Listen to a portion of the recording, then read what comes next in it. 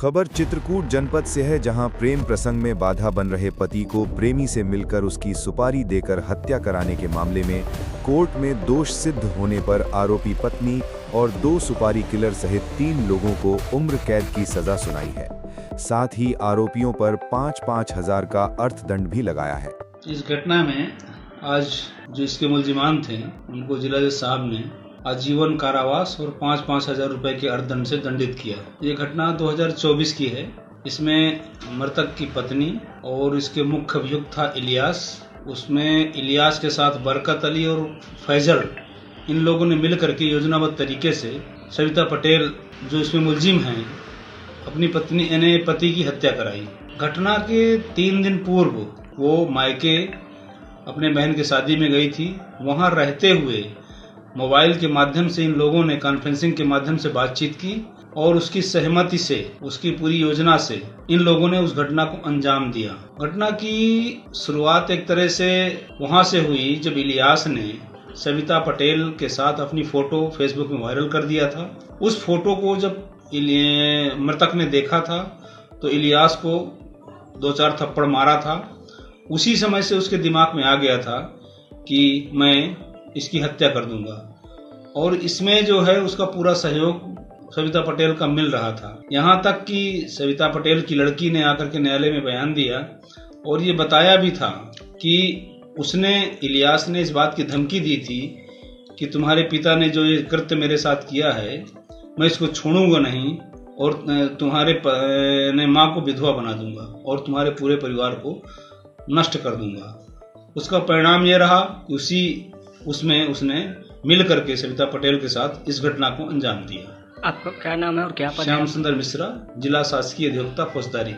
जिला शासकीय अधिवक्ता फौजदारी श्याम सुंदर मिश्रा ने बताया है कि बीती 18 फरवरी 2024 को भरतकूप थाना क्षेत्र के रसिन गांव के मजरा फाटापुरवा के निवासी राम शरण पटेल ने भरतकूप थाने में रिपोर्ट दर्ज कराई थी कि बीती 18 फरवरी 2024 को सवेरे उसकी पौत्री भैंसों को चारा डालने के लिए गई थी, जहां उसके बेटे राम बाबू के घर का दरवाजा अंदर से बंद मिला और आवाज लगाने पर भी दरवाजा नहीं खुला।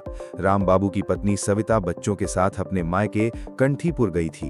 काफी देर तक दरवाजा न खुलने और फोन न उठने पर वो लोग घर के बाहर सीढ़ी लगाकर छत के रास्ते अंदर गए तो राम बाबू का रक्त रंजित शव चारपाई पर पड़ा था। किसी ने उसको गोली मार दिया था। मृतक पिता की तहरीर पर पुलिस ने अज्ञात के खिलाफ मामला दर्ज कर विवेचना शुरू की। पुलिस अधीक्षक AK सिंह ने इस ब्लाइंड मर्डर का खुलासा करने के लिए कई टीमों को जिम्मेदारी सौंपी थी। जो जांच में सामने आया था कि मृतक की पत्नी सविता की दोस्ती अपने से आधी उम्र के बांदा जिले के बदौसा थाने के एक गांव के रहने वाले मुस्लिम लड़के से थी। इस लड़के ने सविता के साथ अपनी फोटो फेसबुक में डाल दी थी, जो फोटो ग्रामीणों ने देखकर राम बाबू को बता दिया था, जिस पर राम बाबू ने उस लड़के को पीट दिया था और इसी बात को लेकर राम बाबू और उसकी पत्नी के बीच विवाद भी हो गया था। इस दौरान योजनाबद्ध तरीके से सविता अपने बच्चों को लेकर मायके कंठीपुर चली गई। यहां से वो अपने प्रेमी से मोबाइल के जरिए संपर्क में रही।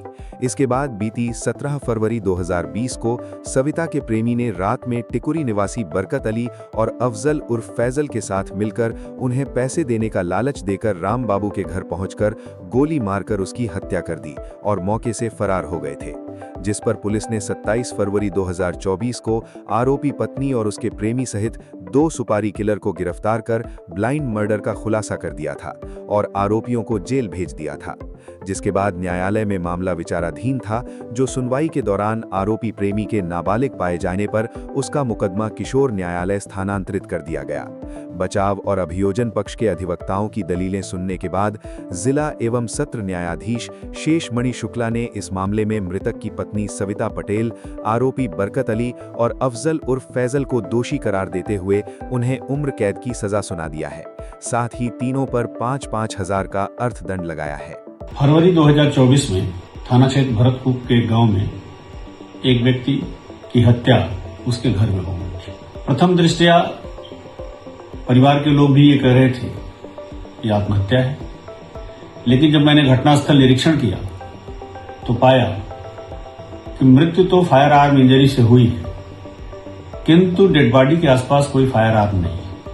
संदेह यहीं से शुरू होता है कि परिजनों ने या तो तमंचा हटाया है या कोई और बात है। इस छानबीन में विवेचना के दौरान मृतक की पत्नी का एक फोटो फेसबुक पे मिला जो उसके ही मित्र का था और फिर पतारसी सुरागरसी से यह पता चला कि इस महिला का अपने पति के मित्र के साथ अफेयर हो गया था, जिसे पति के जानने के बाद दोनों के बीच तनाव हुआ और फिर महिला ने बड़ी सावधानी से अपने प्रेमी और प्रेमी के कुछ दोस्तों के साथ मिलकर के अपने पति को एलिमिनेट कर दिया था। विवेचना से फिर वो तमंचा भी बरामद हुआ और घटना में उसके प्रेमी के साथ जो अन्य लोग सहयोगी थे उन सबका नाम प्रकाश में आया और उनके विरुद्ध तत्कालीन थानाध्यक्ष ने विवेचना के बाद आरोप पत्र माननीय न्यायालय प्रेषित किया, जिस पर लगातार ट्रायल के दौरान